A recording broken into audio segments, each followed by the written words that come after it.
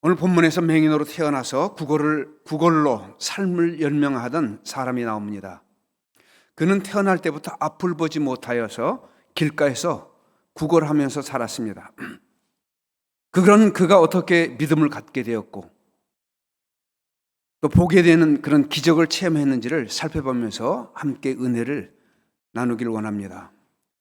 바디메오가 길가에 앉아서 구걸하면서 들은 소문은 나사렛 예수라는 분이 온갖 질병에 걸린 사람들을 치유해 주었다는 소문을 듣게 되었습니다. 더러운 귀신 들린 사람, 그리고 한센시병에 걸린 사람, 안진뱅이, 여러 가지 병든 자들을 고쳤을 뿐만 아니라 심지어 죽은 자까지도 살려냈다는 이야기를 듣게 되었습니다. 그 가운데 무엇보다도 그의 마음을 설레게 하는 것은 자기처럼 앞을 못 보던 사람이 보게 되었다는 소식을 듣게 되었습니다. 그러던 어느 날 그는 멀리서 사람들이 웅성웅성 하는 소리를 들었습니다. 그는 주변 사람들에게 무슨 일인가 물어보니까 예수님이 금방을 지나가신다는 그런 말에 귀가 번쩍 열렸습니다. 그래서 사람들에게 자기를 좀 예수님에게 데려달라고 부탁을 했습니다. 그가 그런 부탁을 한 이유는 예수님이 누구신 줄 그가 확실히 알고 있었기 때문입니다. 그는 길거리에 앉아서 지나가는 행인들이 말하는 수많은 말 중에 예수님에 대해서 듣게 되었습니다. 듣는 가운데 그는 예수님이 이스라엘 사람들이 그토록 기다리던 메시아임을 알고 확신하게 되었습니다. 사실 모든 이스라엘 백성들은 말라기 이후에 약 400여 년 동안 하나님께서 잠잠하셨어요. 이 시대를 암흑시대라고 말합니다. 이 암흑시대 모든 이스라엘 백성들은 그들의 메시아가 언제 오실 것인지 기다리고 있었습니다. 그러나 예수님이 이 땅에 오셨지만 그 예수님을 알아보는 사람은 소수에 불과했습니다. 당시 제자들조차도 예수님에 대해서 정확히 알지 못했을 뿐만 아니라 제사장들 그리고 바리새인들 율법과 예언서에 정통한 이 사두개인들조차도 예수님에 대해서 잘 알지 못했습니다. 그런데 놀랍게도 이 바디메오, 이 거지가 길 한편에 앉아서 지나가는 사람들이 말하는 그 음성을 듣고 그 이야기를 듣고 예수님이 행하시는 그 표적을 듣고서 이사야서에서 메시아가 이 땅에 오시면 어떤 일들을 행할 것인가를 그가 기억하면서 드디어 메시아가 오셨구나, 메시아임을 알게 되는 것입니다. 그는 예수님 만나기를 기다렸는데 그분이 그가 가까운 곳을 지나가신다는 말을 듣고서 참 마음이 뛸 듯이 기뻤습니다. 그래서 큰 소리로 다윗의 자손 예수여 나를 불쌍히 여기소서 하고 외쳤던 것입니다. 저는 브라질 선교사로 89년 12월에 브라질로 파송을 받았습니다. 제가 좀 선교 일찍 부름을 받았어요. 고등학교 2학년 때 부름을 받았어요. 제가 내년도에 은퇴입니다. 내년에 70이에요. 그러니 제가 참 10대 17살, 16살 때 하나님 앞에 부름을 받았어요. 그리고 나서 바로 고등학교 졸업하고 신학교에 들어가서 신학교 졸업한 이후에 파라과이로 3년간 선교를 떠났어요. 하나님, 내가 장기 선교사를 갈 텐데 내가 미리 선교지에 가서 선교지에 무엇이 필요한지를 내가 좀 알기를 원합니다. 28살에 선교지로 갔어요. 그곳에서 제가 약 3년간을 지냈습니다. 그리고 이제 마지막 3년을 마치면서 브라질을 한 10여일 정도를 지났어요. 브라질 지나고 보니까 이 브라질이 당시에 지금 인구가 2억 2천이에요. 약 브라질의 이 상파울에 있는 그 상파울 인구가 1,000만이 넘습니다. 당시에도 약 700만 정도 이상 됐던 것 같아요. 10일을 도는데 브라질이 얼마나 크고 이 상파울이 사람들이 수많은지, 제가 선교하던 지금 파라과이 수도, 그 당시에 파라과이 300만밖에 안 됐어요. 근데 수도에서 5시간 거리 떨어진 곳에서 사역을 했어요. 차로 5분 지나가면 아스팔트 길 끝나요. 이런 조그만 지역에 있다가 브라질에 가니까 눈이 번쩍 뜨이는 거예요.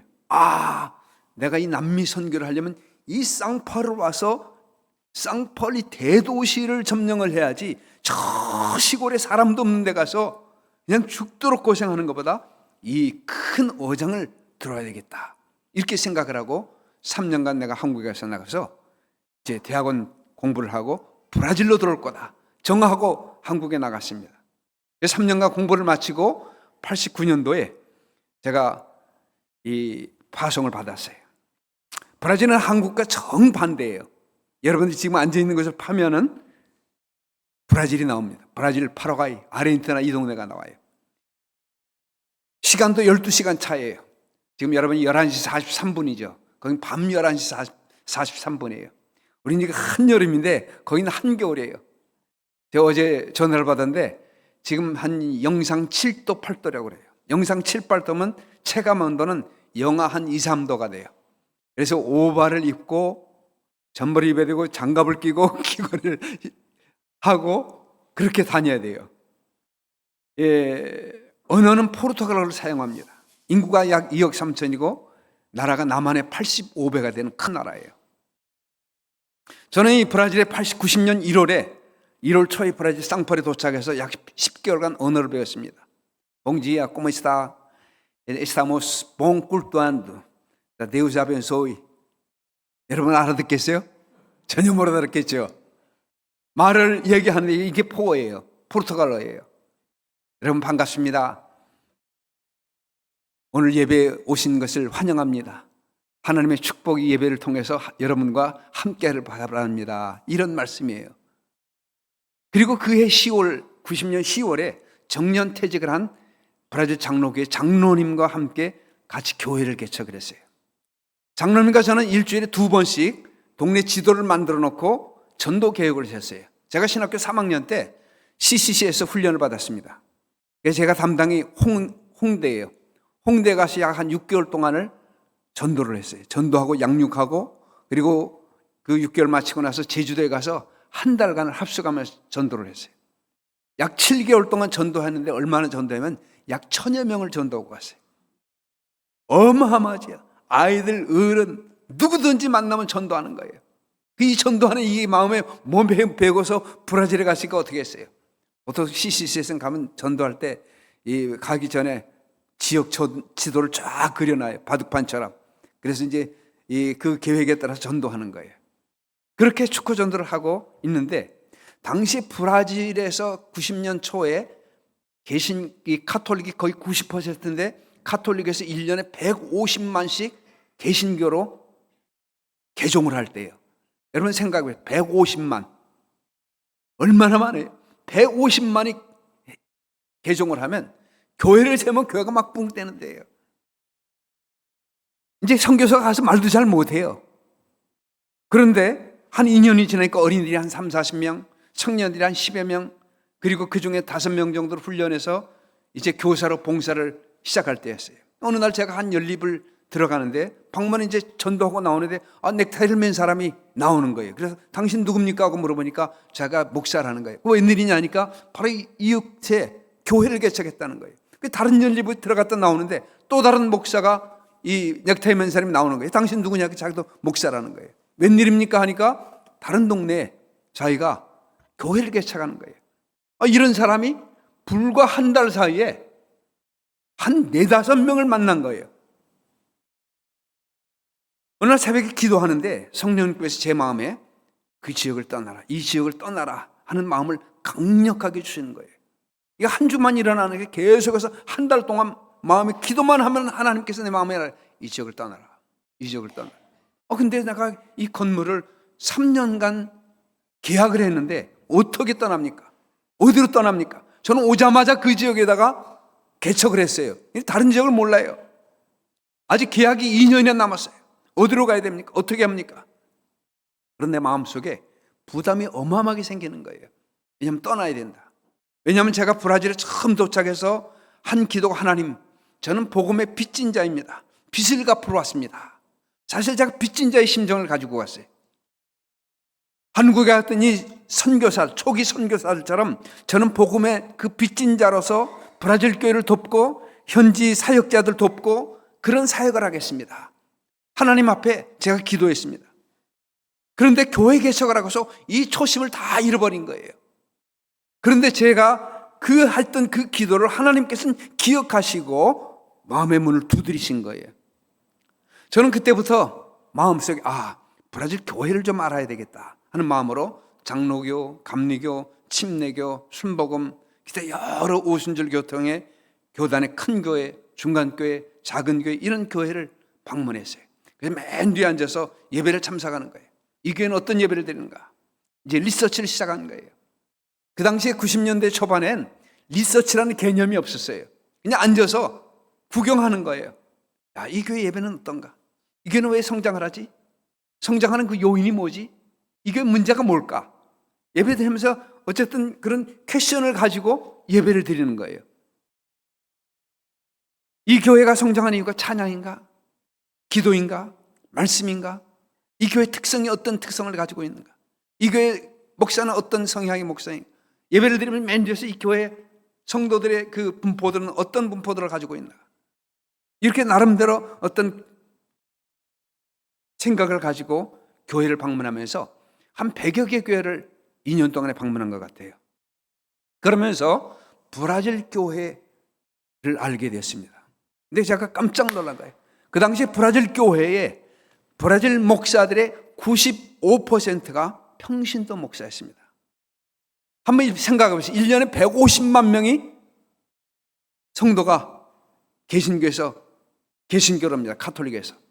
그런데 언제 3년, 4년 공부를 시켜갖고 이 교회를 부흥을 시킬 수 있어요. 그러니까 목사님이 오늘 담임 목사님이 오늘 같이 우리 안수 집사님 두 분 나오세요. 그래서 내가 성부와 성자와 성령님으로 목사로 안수하노라. 그러면 두 분이 목사가 되는 거예요. 그래서 그 두 분이 가서 개척을 하시는 거예요. 직업을 가지고. 그럼 우리 안수 집사 제1대 이제 2대 목사님이 됐죠. 그 2대 목사님이 한 2년 정도 목회하다가 또 열심히 있는 분이 있어요. 그럼 그분을 불러서 내가 성부와 성자의 성령으로 목사로 안수하노라 하면 3대 목사가 되는 거예요. 이렇게 하다 보니까 지금 90년도 정확하게 90년도 시작해서 2025년도 약 30년이 전 지금은 35년 지난 지금은 한 30년 지난 교회들이 한 교회가 보통 지교회가 50교회에서 많으면 100교회, 200교회가 있어요. 지교회, 교단이 아니에요. 어떤 교회는 약 한 우리 교회처럼 평택 침례교회처럼 한 70년 됐다 그러면 적어도 한 300에서 500개 지교회가 있습니다. 300에서 500개. 왜냐하면 교인들 하나하나 다 목사로 파송해서 지교회가 되는 거예요. 전교인 목사화.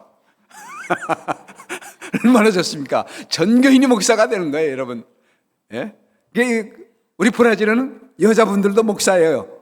여자분도 목사를 안 쓰면 주는 거예요. 그래서 전교인 목사가 돼서 나가면 교회가 얼마나 많아지겠어요. 어마어마한 거지. 교단이 아니에요.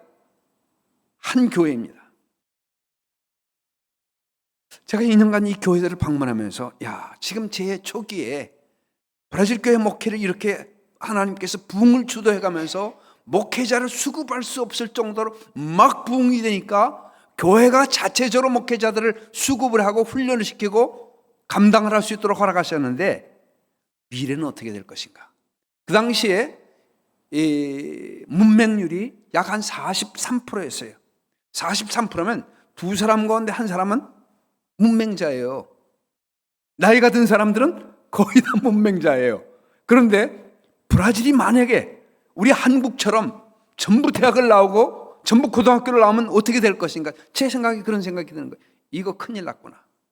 하나님이 지금 일대는 이렇게 사용하셨는데 앞으로 후세대에 브라질 교육과 경제가 부흥되었고 점점 발전이 되고 좋아졌을 때 만약에 목회자들이 준비가 되지 않았는데 성도들이 대학을 나왔어요. 목회자들은 아직 고등학교도 안 나왔어. 그럼 어떻게 되겠어요? 그 목회가. 아주 힘든 거잖아요. 그 미래를 생각하면서 미래를 준비하자. 브라질 교회, 어차피 내가 하나님 앞에 기도하기를 하나님 이 브라질의 교회를 돕고 하나님 브라질의 사역자를 돕기를 원합니다 하고 처음 브라질 말도 모를 때 첫 번 들어와서 기도한 그 기도의 제목이 생각이 나는 거예요. 하나님 미래를 준비할 수 있도록 도와주세요. 그래서 차세대를 준비하는 거예요. 당시 저는 한국에서 나갈 때 우리 선교회가 처음 저를 현지인 목사, 현지인 선교사로 파송했어요. 그러니까 현진 선교 90년대 초반에는 얼마를 보내주는지 몰라요. 그러면 저한테 얼마를 보내주면 되겠습니까? 선교비로. 그래서 제가 알아보니까 보통은 한 2,000불을 받더라고요. 2,000불 선교사들이. 그게 약 4분의 1, 600불만 후원을 해주세요. 아니 선교사가 600불을 가고 또 어떻게 합니까? 제가 생각하기에 미니멈 선교를 받고 하나님 앞에 무릎으로 공급을 받자. 왜냐하면 제가 3년간 경험이 있잖아요. 3년간 어떻게 경험을 하면서 선교가 돈을 가지고 하는 게 아니구나. 하나님 앞에 전적으로 의지하는 가운데 하나님이 공급하시고 하나님이 역사하면 이루어지는 것이 선교예요. 그래서 이 600불을 가지고 가서 사역을 하고 있는데 하나님 앞에 하나님 내가 미래 이 사역자들을 키울 수 있는 그런 신학교를 세울 수 있도록 해주세요. 말 되겠어요? 안 되겠어요? 네? 우리 집사님 되겠어요? 안 되겠어요? 안 되겠어요. 600불 꼭 어떻게 해요? 우리 교회 해봐야 딱 요 강단 길이에 딱 이 정도 크기. 그게 300불이에요. 사택 100불, 공과금 100불, 100불 갖고 사는 거예요. 근데 어떻게 사역을 합니까? 어떻게 신학교를 해요? 근데 제가 꽉 막힌 그런 상황에서 하나님 앞에 날마다 이 바디메오처럼 기도한 거예요. 주여 나를 불쌍히 여겨주소서. 주님 나를 불쌍히 여겨주시옵소서. 하나님 나는 사람이 없습니다. 나는 후원 교회도 없습니다. 하나님 그러나 이 브라질에서 한참 부흥하면서 모든 선교사들이 교회 제1교회, 제2교회, 제3교회를 지을 때 하나님 저 미래 이 브라질 교회를 어떻게 살리겠습니까? 하나님 신학교 사역을 시작할 수 있게 해달라고 기도로 매달렸어요. 그러자 하나님께서 전혀 예상하지 못한 방법으로 사람을 붙여주시는 거예요. 오늘 공항에서 두 분의 목사님이 오셨는데 이분들이 일주일 저희 교회 방문하고 가셨는데 공항에서 목사님 브라질 선교가 어떻게 되겠어요? 그래서 제가 불과 한 2분 3분 티켓팅하고 안에 공항 안으로 이제 비행기를 타러 들어가시는 그 2분 사이 2분에 목사님 이렇게 부흥하는 날에서는 신학교를 세워야 됩니다. 그분이 들어가면서 목사님 전화번호 하나 주세요. 명함도 없어요 그 당시에. 종이 조그만 거에다 종이에서 드렸어요. 근데 한 달 후에 이분이 전화가 오는 거예요. 목사님 뭐 신학교 사역 저하고 해보지 않겠어요? 교단도 틀리고 이름도 모르고 전혀 알지 못하는 그런 사람, 이런 후원교를 보내주시는 거예요. 오늘날도 우리 주님은 나를 불쌍히 여기소서 부르짖는 사람을 찾고 있어요. 나를 불쌍히 여기소서 부르짖는 그런 사람들을 찾고 있습니다. 우리가 미사여기의 기도보다도 주여 나를 불쌍히 여기소서 부르짖기를 바랍니다. 그러면 바디메오에게 응답하셨던 주님이 우리 모두를 찾아오실 것이에요. 오늘 39절에 보니까 앞서가는 자들이 그를 꾸짖어 잠잠하라되 그가 더욱 크게 소리질러 이르되 다윗의 자손 예수여 나를 불쌍히 여기소서 하는지라. 바디메오가 예수님을 부르면서 예수님 있는 곳을 향해서 달려가면서 주위 사람들이 제발 조용히 하라 꾸짖었어요. 그런데 그는 더 크게 다윗의 자손 예수여 나를 불쌍히 여기소서. 다윗의 자손 예수여 나를 불쌍히 여기소서. 그는 이 어려움에 부닥쳤지만 결코 끈질기게 포기하지 아니고 예수님을 끝까지 불렀습니다. 여러분 그 당시 그들을 꾸짖는 자가 누구예요? 제자들이에요. 또 누가 있어요? 그 중에는 그 사람들 중에서 많은 사람들이 자기에게 도움을 준 사람들이에요. 또 앞으로 도움을 받아야 될 사람들이에요. 그러니 바디메오에게 제발 조용히 하라고 할 때 조용할 수밖에 없는 그런 상황이에요. 그러나 그는 예수를 만날 수 있는 기회를 놓칠 수가 없었습니다. 비록 사람들이 꾸짖으면서 그가 예수님께 가는 것을 방해해도 온몸을 다해서 큰 소리로 다윗의 자손 예수여 나를 불쌍히 여기소서라고 예수님을 불렀던 것입니다. 바디메오는 이렇게 끈질기게 주님이 응답하시고 그를 부를 때까지 불렀습니다. 바디메오가 포기하지 않고 예수님을 부르자 예수님께서 발걸음을 멈췄어요. 그리고 어쩌면 요한에게 부탁했어요. 야 요한아, 제일 어린 요한에게 빨리 저분 가서 모시고 와라. 뛰어가서 요한이 함께 모시고 왔을 거예요. 바디메오가 예수님께 가까이 오자 예수님께서는 그에게 질문을 합니다. 네게 무엇을 해주길 원하느냐? 이때 바디메오는 주여 보기를 원합니다. 예수님께서 바디메에게 무엇을 해주기를 원하느냐고 물었을 때 그는 조금도 주춤거리나 머뭇거리지 아니하고 고민하는 기색도 없이 단번에 주여 보기를 원합니다. 여러분, 이것이 가능한 말입니까? 여러분, 오늘날 의료기술이 최고로 발달된 21세기에서도 나면서 적용이 된 사람 고칠 수 없어요. 오늘날도 여러 가지 시각을 잃어버린 사람들이 많지요. 그런데 해결할 수 없어요. 그런데 2000년 전에 의사들이 이미 불가능하다고 진단을 내렸고 그의 부모가 아무리 민간요법을 써서 사용했지만 치유되지 않아서 한평생을 소경으로 살았어요. 그런데 그는 예수님께 가장 절실하고 큰 문제, 그 문제가 뭐죠? 당연히 보는 거예요. 보면은 모든 문제가 해결되는 거예요. 구걸하는 것도 해결되는 것이고 자기 미래도 열려지는 것이에요. 그래서 그는 조금도 망설이지 않고 주여 보기를 원합니다. 그래서 주님은 내 믿음이 너를 구원하였다. 내 믿음이 너를 구원하였다. 내게 무엇을 해주기를 원하느냐? 오늘도 주님께서 저에게 묻는 것 같아요. 근데 저는 2003년도에 오늘 여기 주보에 보니까 비전 2030, 2030 우리는 2030년을 바라보면서 주님 안에서 함께 다음 사명을 꿈꾸며 나갑니다. 300명의 그리스도를 닮은 제자들, 30곳의 교회 선교지 함께 주 안에서 연합한다. 세 곳의 주님의 몸된 교회를 세운다. 아멘? 믿으세요? 믿으세요? 믿으세요? 믿으셔야 됩니다. 왜냐하면 저는 2002년도에 저희 후원교회, 전주 안디옥교회, 깡통교회, 그 교회 담임 목사님이 신학교를 후원하다가 은퇴한다는 소식을 들었어요. 큰일 나는 거예요. 신학교 당시에 60명이 함께 기숙을 하면서 생활을 하는데 담임 목사님이 은퇴하는 거예요. 그럼 이제 끝나는 거예요, 선교가. 그 당시에 교실이 3개, 조그만 단층으로 있었어요. 아, 이제 끝났구나. 그런데 기도하는데 이사야서를 기도하면서 큐티를 묵상하고 이사야서를 6개월 동안을 묵상하는 거예요. 근데 이사야 45장부터 60장까지는 회복이에요. 회복인데 55장 이후부터는 특별히 이방 선교에 대해서 말하는 거예요. 이 55장을 한 달 동안 55장부터 마지막 장까지 묵상하는데 이방 선교를 얘기하는 거예요.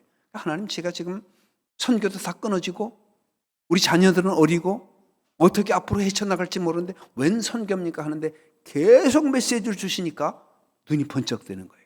그래서 그 당시에 2025년 계획을 세웠어요. 2025년까지 내가 대학을 만들겠다. 2025년까지 내가 이 대학을 어떻게 이루고 후임자를 세우겠다. 그런 계획을 쭉 2025를 계획을 세웠어요. 그리고 저희 신학교가 조그만데 하나님, 이거 가지고 어떻게 대학이 되겠습니까? 하나님, 대학이 될 수 있도록 하나님 도와주세요. 기도하면서 계획을 세웠어요. 그런데 그 당시 건축기사를 불러서 물어보니까 건축기사가 엄청난 돈을 요구하는 거예요. 약 10% 건축비에. 그러니 돈이 지금 하나 제로인데 어떻게 하겠어요? 12월 달에 신학교에 한국에서 오신 목사님이 방문을 했어요. 졸업식에. 저는 12월에 졸업을 합니다. 12월 초에.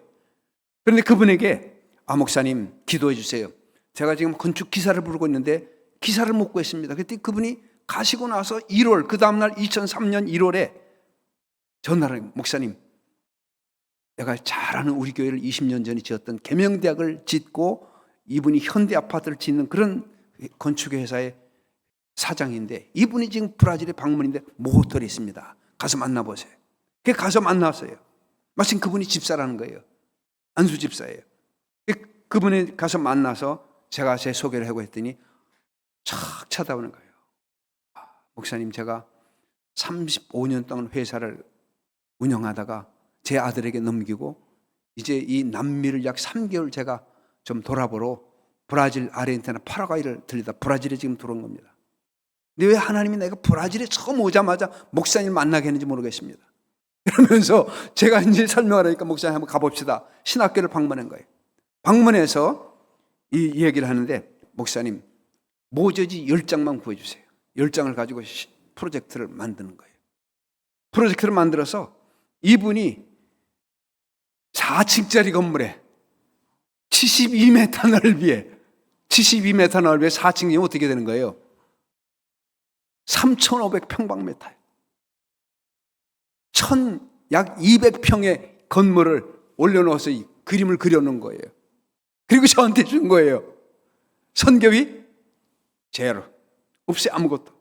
그 도면을 주는 거예요. 그 도면을 가지고 하나님께 기도하기 시작한. 하나님, 이 신학교 브라질에서 상파울에서 5번째 안에 드는 신학교 될 수 있도록 도와주세요. 하나님, 25년 정도의 후에 이 신학교가 이제 전 브라질과 남미와 아프리카로 학생들을 보내고 선교사를 보내는 그런 신학교가 될 수 있도록 도와주세요. 하나님 앞에 기도했어요. 불쌍히 여겨달라고. 하나님, 그렇게 하나님 앞에 기도하는데 하나님께 사람들을 저는 일찍 한국을 떠났기 때문에 한국 교회에 연결이 되는 사람이 없어요. 브라질에 일찍 들어와서 브라질 안에서 사역을 하다 보니까 브라질의 많은 교회들, 그리고 거기에 있는 또 성도들, 한국의 이민자들이 그 당시만 해도 5만 교포 정도가 됐어요. 그 교포 사회가 연결이 되는 거예요. 장로님들, 집사님들, 이런 분들이. 그래서 그분들이 헌금을 해 주시는데 2004년부터 7년까지 약 3년 동안에 하나님께서 이 건물을 다 지을 수 있도록 헌금을 브라질에서 보내주시는 거예요. 그런데 문제가 생겼어요. 소방시설과 엘리베이터가 중지되는 거예요. 더 이상 만들어지지 않고 헌금이 오질 않는 거예요. 그 두 가지를 설비하는데 약 1억 5천이라는 어마어마한 액수가 들어가는 거예요. 그때부터 하나님께 매달리고, 하나님, 지금 이렇게 건물을 지었는데 아직 완공을 올리지는 못했습니다. 하나님, 준공을 하지 못했습니다. 하나님 후원자를 연결해 주세요. 10년 동안 7,000번의 기도를 드렸어요. 아침과 저녁 7,000번의 기도를 하나님 앞에 드리는 거예요. 계속 아침과 저녁으로 하루에 2번씩 포기하지 않냐고. 하나님 불쌍히 여겨주시옵소서. 이렇게 건물을 세워놓건데 이것이 완공이 돼야 이제 대학이 될 터인데, 준공이 돼야 하나님 역사해 주세요. 브라질의 경제가 가장 어려운, 코로나 전에 2020년, 21년 이때, 아니죠, 19년이죠. 코로나 전이니까 가장 어려운 그때 한 장로님께서 브라질에서 헌금을 해 주시면서 그 모든 설비를 1년 동안에 모든 공사를 마칠 수 있었습니다. 여러분, 하나님께서 내게 무엇을 해주기를 원하느냐? 저에게 묻는 질문이에요. 이것은 이 팬데믹 가장 어려운 시기에 모든 것이 올스톱이 되었어요. 온라인 수업을 하라는 거예요. 행정명령 내려서 일주일 만에 줌으로 전부 강의를 다 바꿨습니다. 한국은 인터넷 세계에서 가장 빠른 나라예요. 그러나 미국이나 브라질 같이 아주 큰 나라들은 의외에도 인터넷 시스템이 아주 열악합니다. 이 팬데믹으로 모든 직장이 재택으로 바뀌었어요. 전 국민이 인터넷을 사용하니까 도시도 인터넷 속도가 뚝뚝 떨어지는데, 우리 학생들은 보통 상파울에서 한 2박 3일, 3박 4일 동안 버스를 타고 오는 먼 거리에 있는 학생들이에요. 그런 학생들이 집에 돌아가서 강의를 들으려면 출석을 하고 강의 한 5분 들으면 뚝 떨어지는 거예요. 그럼 강의에 못 들어와요. 이때 전교생들이 약 75%가 1년이 지나니까 출석 미달, 수업이 진행이 되질 않아요. 참으로 어렸어요. 신학교의 존폐 위기를 당했어요. 이때 기도하면서, 하나님, 브라질에 이제 모든 것이 완벽한데 모든 것이 올스톱되어서 아무도 하지 않을 때 이때 할 수 있는 게 뭐냐? 신학대학을 한번 두드려 보겠습니다. 신학대학, 교육대학이 2개를 함께 올리겠습니다. 그런데 이 불가능한 일이에요. 서리만 약 1,000장을 올려야 돼요. 재정이 한 4천만 원 정도가 들어가야 돼요. 근데 제가 생각하기에 한 2천만 원은 브라질에서 하고 2천만 원은 한국에서 해야 되겠다. 그렇게 하고 기도하는데 모이질 않는 거예요. 여러분들은 저를 잘 모르지만 저는 여러분들을 잘 알아요. 왜냐하면 우리 옥정아 목사님이 목사 안수를 받을 때 받고 난 그 헌금들을 전체를 다 남부신학교, 브라질 남부신학교에 헌금을 하셨어요. 그 헌금이 4분의 1이라는 어마어마한 헌금이 됐어요. 그래서 사실은 브라질 남부신학교 이것이 헌금이 돼가지고 브라질 남부신학교 그리고 브라질 교육대학을 인가를 하는데 귀한 그런 헌금이 됐었어요. 그래서 여러분들은 잘 모르지만 저는 우리 옥정화 목사님을 위해서 계속 기도했습니다. 사실 브라질 한인교회 한인이 약 50년의 역사예요. 그런데 브라질 한인들이 5만 명이 돼도 고등학교까지는 있는데 대학을 세워보지 못했어요.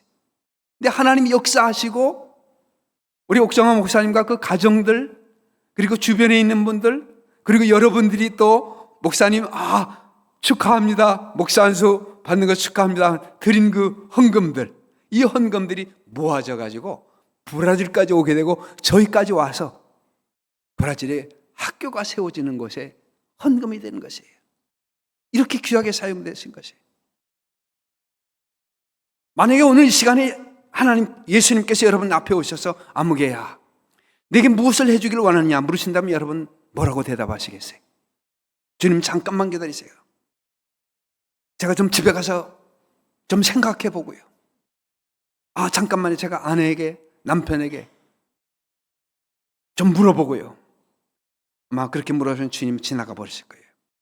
내게 무엇을 해주길 원하느냐 물으신다면 여러분들이 오래도록 이 나면서 안진뱅이 된 자가 약 40여 년간을 보지 못했지만은 그가 예수님 앞에 나와서 내가 보기를 원합니다라고 말했던 것처럼 오래도록 해결할 수 없었고 포기했던 문제들을 해결해 달라고 말씀하시길 바랍니다.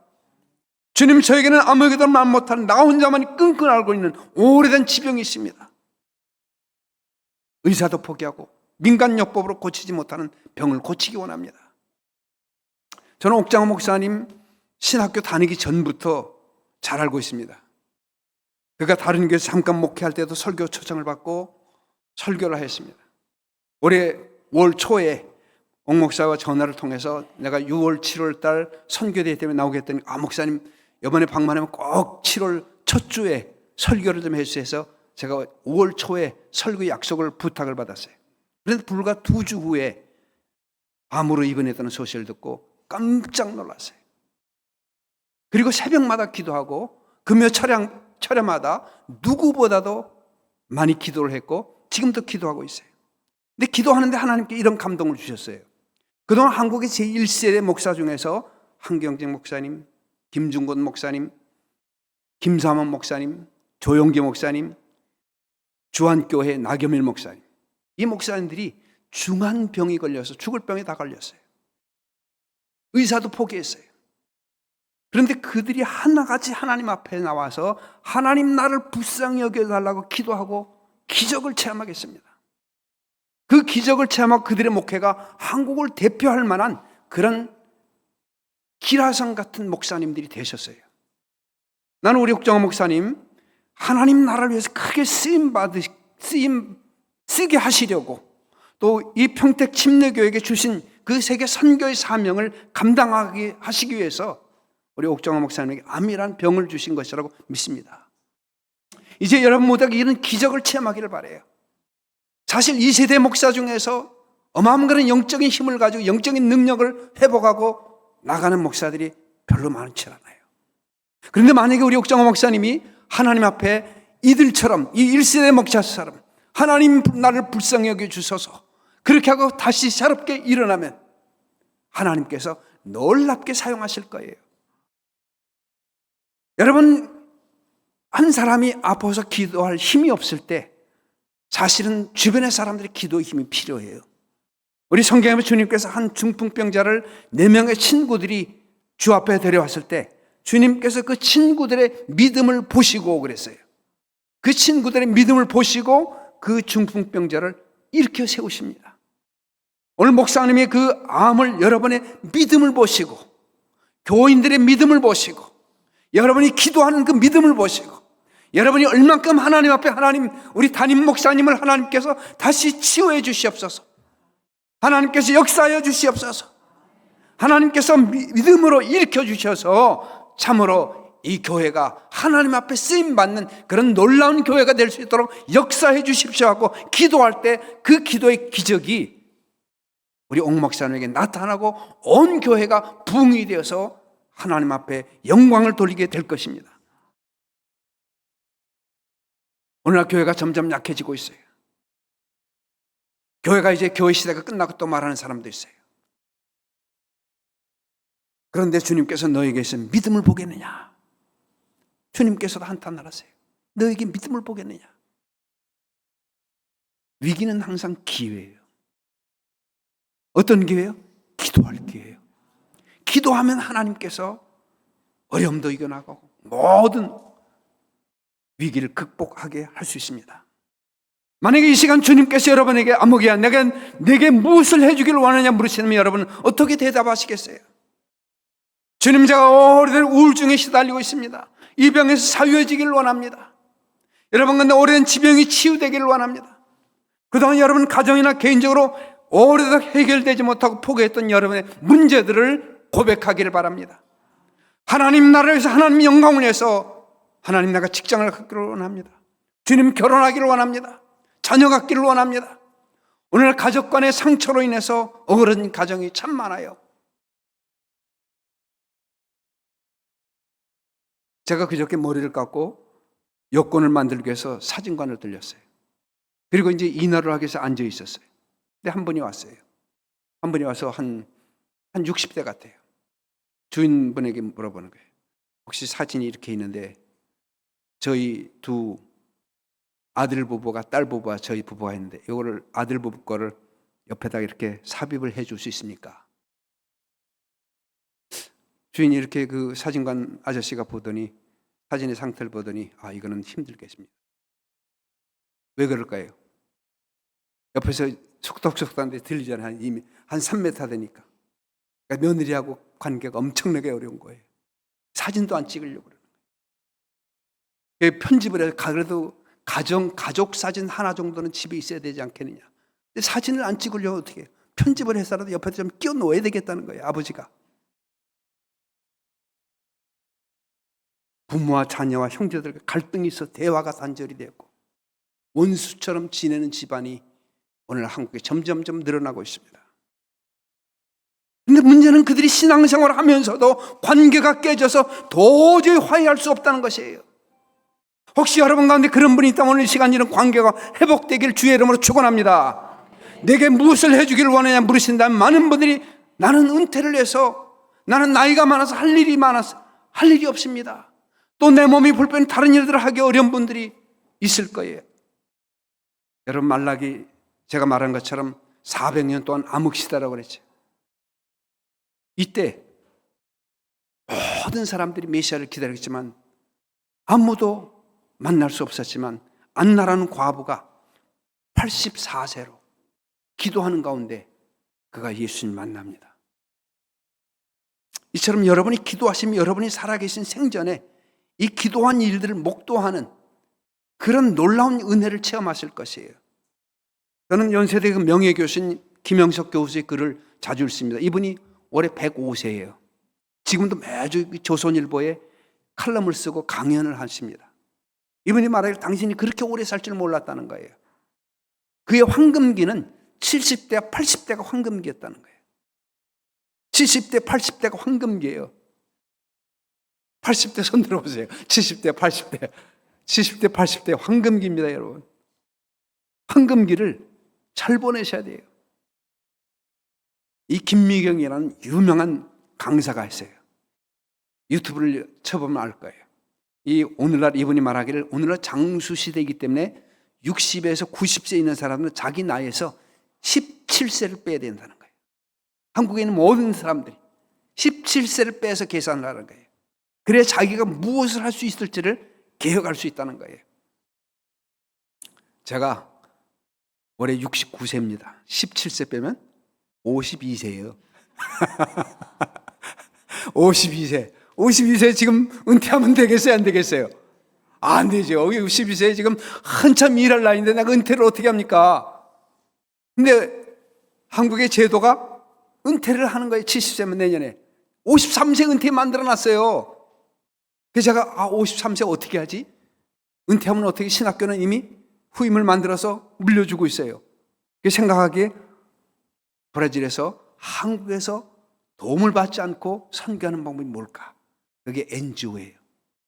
그래서 재작년부터 NGO를 만들어서 NGO를 통해서 지금 아이들이 한 200여 명이 운동, 카포에라, 주짓수, 유도, 태권도, 그리고 음악교실 하면 우리 오르간, 그리고 여러 가지 악기들, 그리고 이 언어 교실들, 방과후 교실들, 컴퓨터 과정, 발레 이런 여러 코스를 해서 한 200여 명이 공부를 하고 있어요. 앞으로 여기서 우리 청년들을 위해서 직업학교, 그리고 노년들을 위해서 또 다른 그런 학교, 어린아이부터 어른까지 전체에서 500여 명의 그런 이 사람들을 수용해서 만들어가는 과정들을 계산하고 있어요. 왜? 제가 이분이 강의를 듣고서 내가 지금 52세밖에 안 되는데 열심히 50세에 설계를 하고 나가야지, 내가 지금 은퇴했다고 그냥 강의 하나 마치고 뒤에 그냥 쓰레기 치우고 그러면 되겠는가? 그게 언뜻 생각이 나는 거예요. 그렇잖아요? 오늘 이 아침에 주께서 내게 무엇을 해주기를 원하느냐? 여러분 각자가 무엇을 할 것인가를 생각하시기 바랍니다. 오늘 여러분 모두는 21세기 바디메어가 되어서 바디메어가 체험했던 이 기적을 체험하시기를 주의 이름으로 축원합니다. 어떤 문제와 어려움을 가지고 있던지 주께서 베푸신 기적을 체험하시기 바랍니다. 그래서 하나님 앞에, 하나님 오늘 이 주일 아침에 하나님 내가 이 문제 꼭 해결받기를 원합니다라고 고백하고 해결을 받는 여러분이 되시길 주의 이름으로 축원합니다. 기도하겠습니다.